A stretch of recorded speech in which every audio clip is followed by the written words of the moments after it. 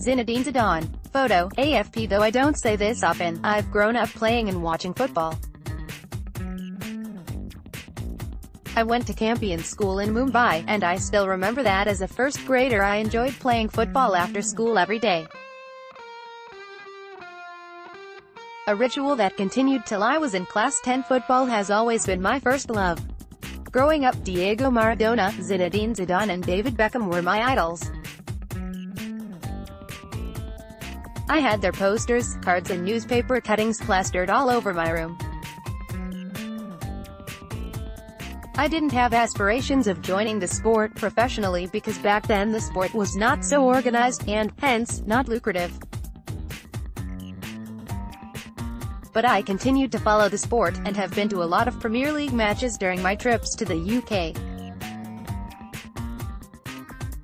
Last year, in fact, I attended the Champions League final between Real Madrid and Juventus. That's when I realized things are changing for the sport. While attending the Champions League final, I had the opportunity of meeting the top leadership from sportswear brands such as Adidas and Under Armour, and some broadcasting officials.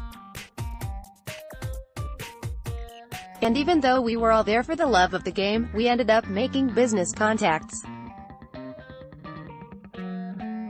Most of these sporting events typically have a welcome reception at the hotel, a pre-match entertainment itinerary and post-match drinks and dinner, and that's where you meet people, discuss the match and eventually become part of the conversation.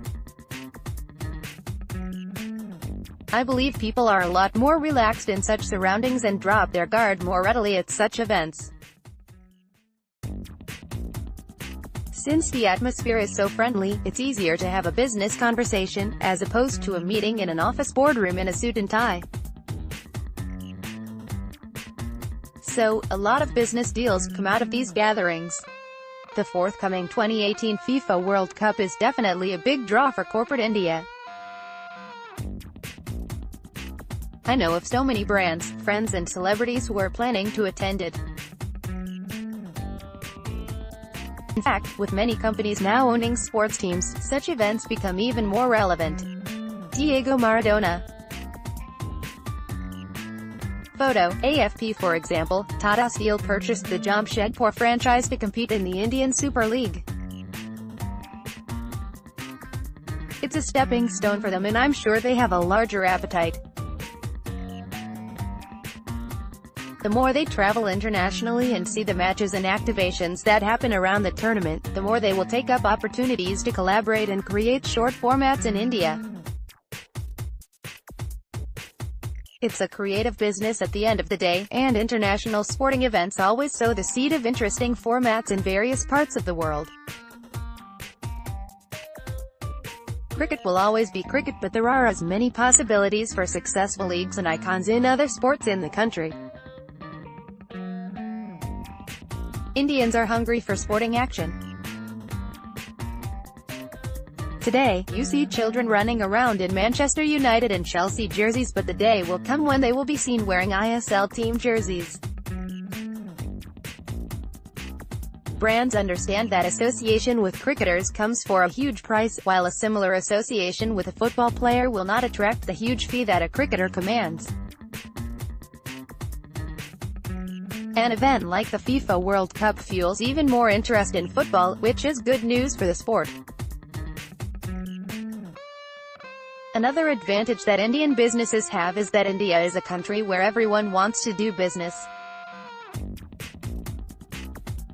Business leaders who attend such sporting events are likely to meet businessmen from other countries with similar interests and get to network. My golden rule in networking is, speak less and listen more. You cannot always be making a pitch, but such events do present an opportunity to get a meeting at a later date.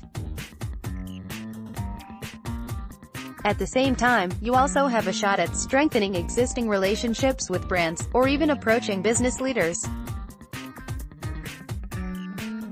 Bunty Sada is the CEO of Cornerstone Sport and Entertainment Private Limited, has told to Sandeep Dalal.